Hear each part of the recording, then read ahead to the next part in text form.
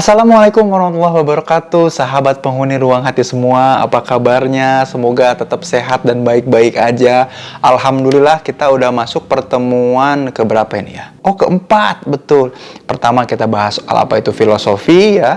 Kedua kita udah sempat bahas mengenai redefinisi. Yang ketiga, minggu lalu kita udah mulai bahas fundament dasarnya dari sehat mental, yaitu fitness. Kita mulai bahas lebih lanjut soal sehat mental.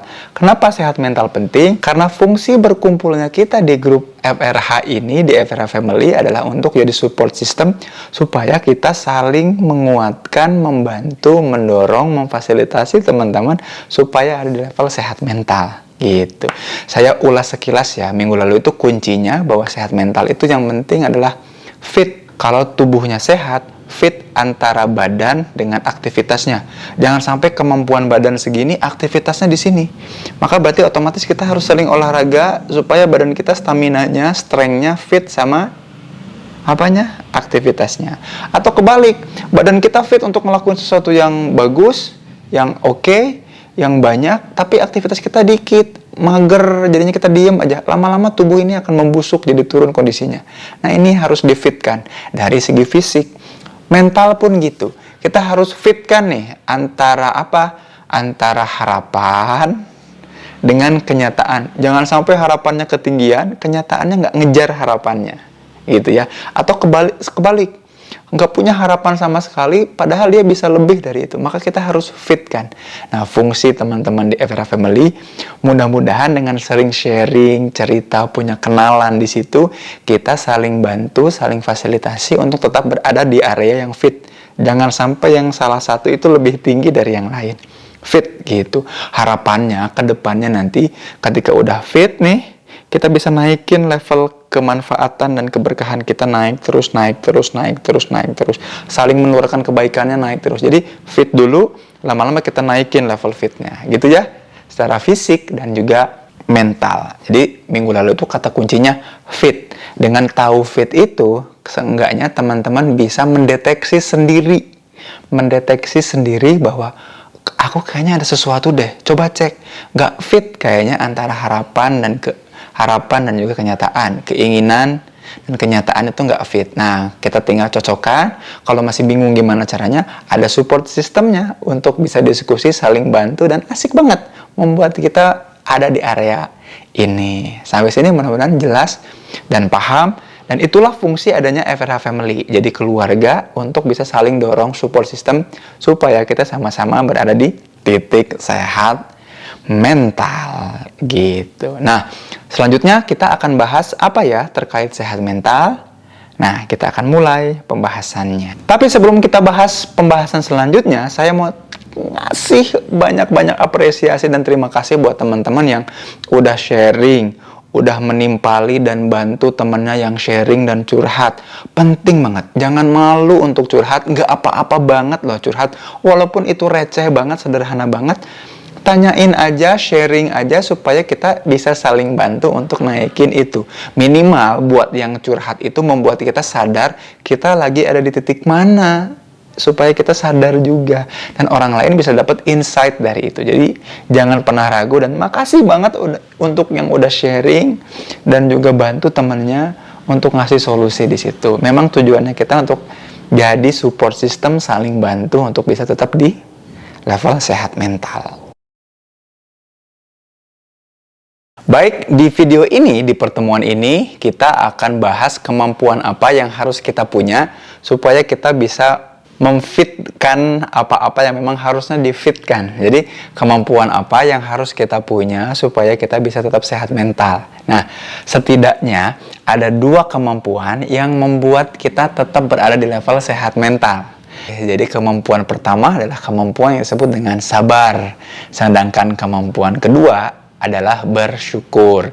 Untuk yang bersyukur kita akan bahas di minggu depan. Kali ini kita fokus untuk ngebahas terkait dengan yang disebut dengan sabar. Gitu. Apa itu sabar? Nah, daripada ngomongin apa itu sabar, maka lebih baik kita ngomongin apa yang bukan sabar, ya. Pasrah, menyerah itu bukan sabar.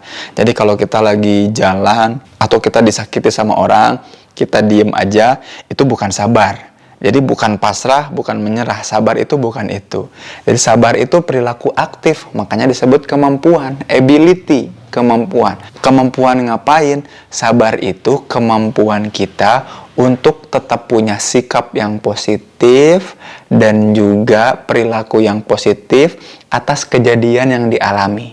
Jadi kita mengalami satu kejadian, tapi dengan kejadian itu kita tetap mampu untuk bersikap positif. Sikap itu artinya ada pikirannya dan perasaannya positif dan juga perilakunya positif. Nah, kalau bisa sikapnya positif dan perilakunya positif, artinya kita sabar. Kejadiannya disakiti sama orang, diledek sama orang, kita bisa tetap mikir positif terkait ledekan itu.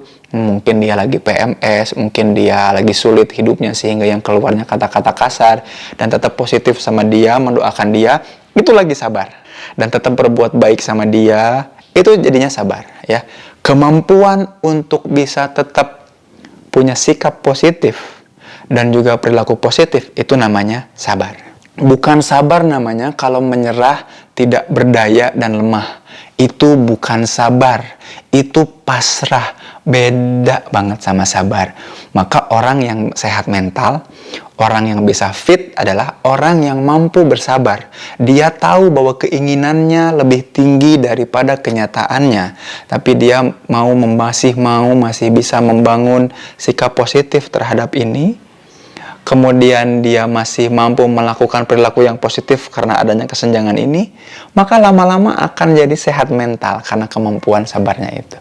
Jadi buat teman-teman yang pengen sehat mental, kemampuan pertama yang teman-teman miliki adalah bersabar, yaitu mampu untuk bersikap positif, mikir positif, merasa yang positif, dan berperilaku atau perbuatan yang juga positif. Itu namanya sabar gitu. Jadi sabar itu bukan perilaku yang pasif, sabar itu justru aktif gitu. Sampai sini mudah-mudahan paham ya soal sabar. Lalu pertanyaannya, gimana caranya supaya sabar?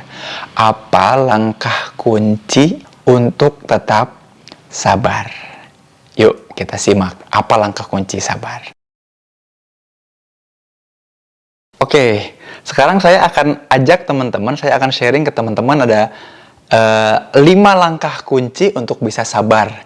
Jadi 5 langkah kuncinya akronim atau singkatan dari sabar. S, A, B, A, dan R. Jadi ini 5 langkah kunci supaya kita sabar. Kalau teman-teman bisa mempraktekkan ini, maka insya Allah teman-teman akan mampu untuk bisa tetap bersabar.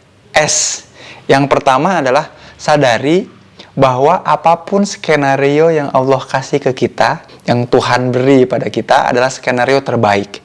Memang itu diperuntukkan untuk kita. Ketika kita mengalami kejadian, maka kejadian ini pasti yang terbaik yang bisa kita alami di skenario itu. Jadi kita mungkin di bayangan pengen skenario yang lain, tapi yakinlah dan sadari betul bahwa kita ini cuman makhluk, dan pastinya Allah itu lebih tahu apa-apa yang terbaik bagi diri kita.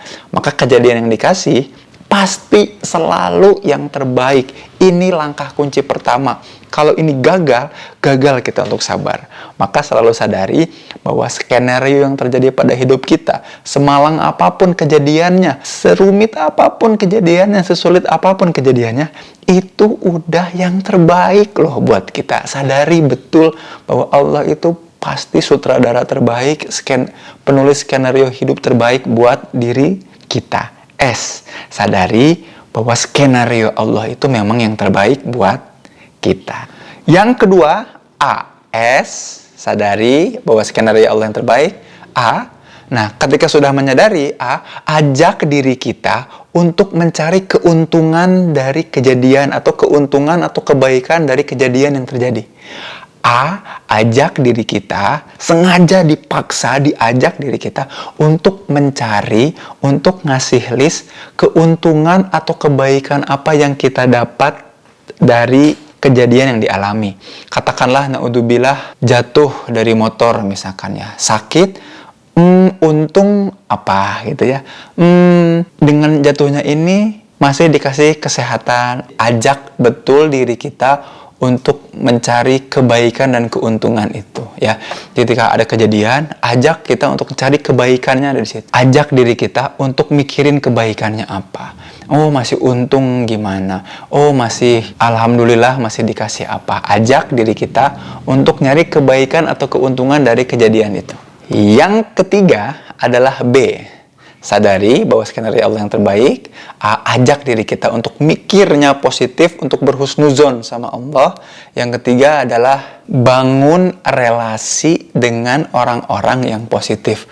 Kalau teman-teman kita tukang ngeluh juga, suuzon, mikirnya negatif terus, kayaknya kita perlu untuk nyari lingkungan dan teman yang kalau mikir itu positif, yang kalau ngomong itu menenangkan.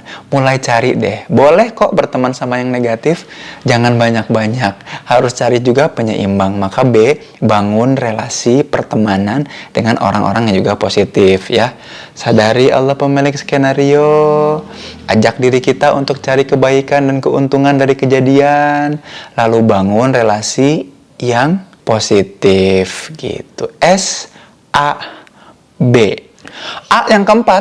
Yang keempat itu kalau udah bangun relasi pertemanan yang positif dengan orang-orang yang juga positif, maka arahkan nih si teman-teman kita yang positif ini untuk melakukan hal-hal yang produktif dan bermanfaat buat orang. Jadi percuma kita punya teman-teman yang bagus, teman-teman positif, tapi kita nggak ajak mereka, nggak kita arahkan untuk sama-sama berkolaborasi melakukan sesuatu yang produktif dan bermanfaat.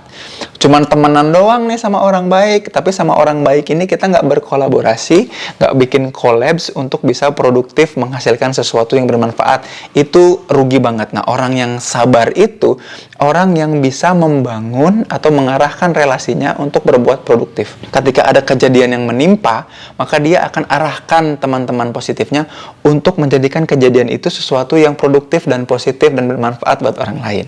S, A, B, A. Arahkan relasi yang positif ini untuk produktif dan bermanfaat.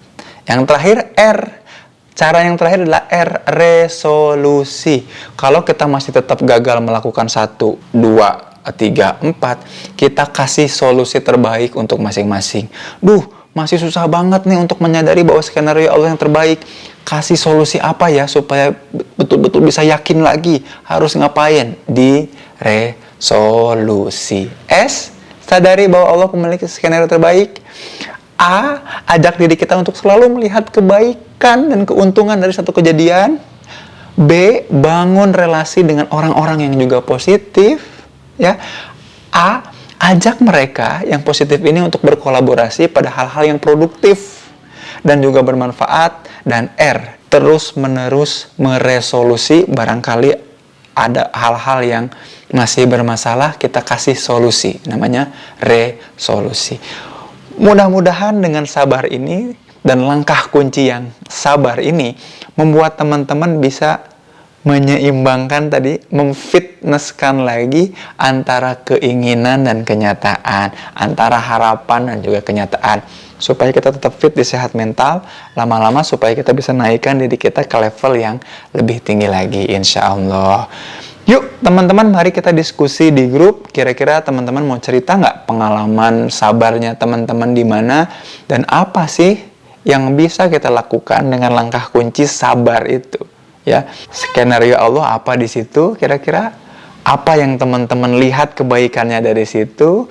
Coba di situ ketika ada kejadian itu kita membangun relasi positif dengan siapa orang positif yang mensupport kita di situ, arahkan dia untuk berkolaborasi produktif dan resolusi. Kasih solusi terus terhadap apa yang kita lakukan. Jangan lupa untuk like dan subscribe channel ini supaya saya bisa terus memproduksi video-video yang membuat kita untuk sama-sama sharing dan diskusi, saling support, juga sharing ilmu teman-teman semua.